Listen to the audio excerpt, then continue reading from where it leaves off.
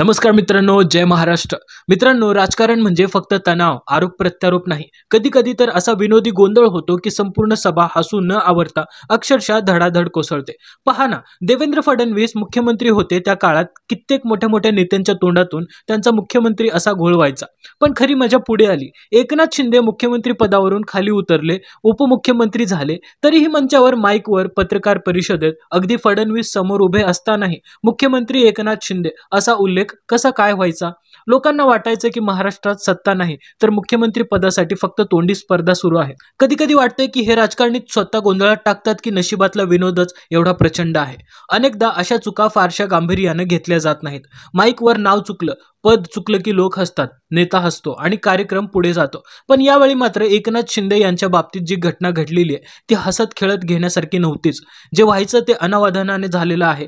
पण त्या क्षणी अनेकांच्या चेहऱ्यावर उमटलेले मिश्किल हसू, हलका टोमणा आणि हे काय झालं रे बाबा असे भाव विशेष लक्ष वेधून गेले. काय झालं तर बघूया. नागपूर जिल्ह्यातल्या उमरेड येथे नगर परिषद निवडणुकीच्या प्रचारासाठी उपमुख्यमंत्री एकनाथ शिंदे यांची मोठी सभा आयोजित केली होती. त्यांचं भाषण दमदार टाळ्यांच्या गजरात संपलं आणि लगेच साऊंड सिस्टमवर कोण आला रे कोण आला, शिवसेनेचा वाघ आला हे गाणं घणघणात वाजू लागलं. आता हे गाणं, ही घोषणा शिवसेनेमध्ये मूळची पारंपरिक आणि तुफान लोकप्रिय होतं आणि ते थेट शिंदे यांच्या सभेतच त्यांच्या भाषणानंतरच वाजवलं.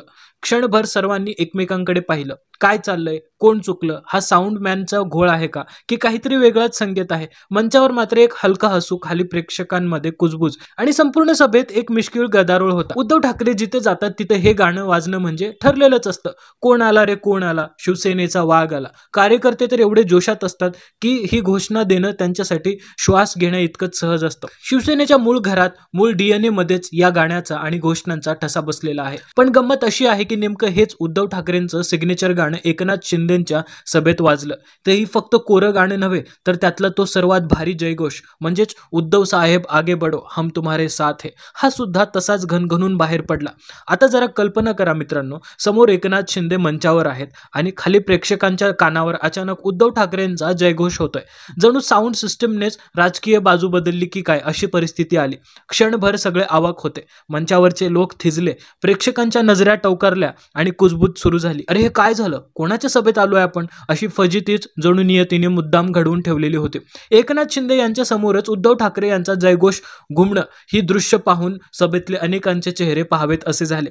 कान टवकारलेलेच, पण मनातल्या मिश्किल स्मितावर मात्र काहींचं नियंत्रण सुटत होतं. कोणी गालातल्या गालात हसत होतं, कोणाच्या चेहऱ्यावर मिश्किल भाव उमटलेले होते, तर काही जण कुजबुजू लागले. अहो, उद्धव ठाकरेंचीच कॅसेट शिंदे गट अजूनही का वाजवतोय? चूक झाली असेल तर निदान गाणं तरी थांबवावं.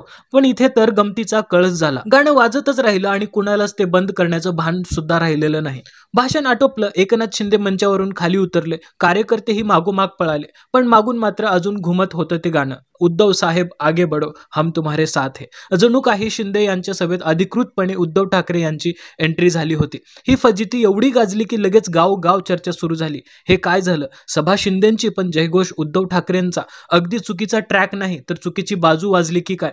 प्रचार सभा पुढे चालू राहिली, पण त्या गोंधळाची आठवण मात्र लोकांच्या चेहऱ्यावरून जात नव्हती. हसू आवरेना, टोमणे आवरेना. आता सांगायचं तरी कोणाला, ही चूक होती, गोंधळ होता की राजकारणाचा आणखीन एक भन्नाट किस्सा?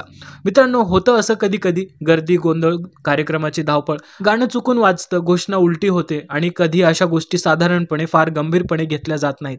पण एकनाथ शिंदे यांच्या सभेमध्ये यावेळी ही घोळक्याची फजिती झाली, ती मात्र लोक विसरणार नाहीत. इतकी मोठी आणि लक्षवेधी ठरली शिंदेंची सभा आणि जयघोष मात्र उद्धव ठाकरेंचा. राजकारणातली ही ताजी मिसफायर घटना लोकांना बराच काळ चिमटा काढत राहणार आहे. मित्रांनो, तुम्हाला काय वाटतं नक्की कमेंट करा मित्रांनो. तोपर्यंत भेटूया पुढच्या व्हिडिओमध्ये. जय हिंद, जय महाराष्ट्र.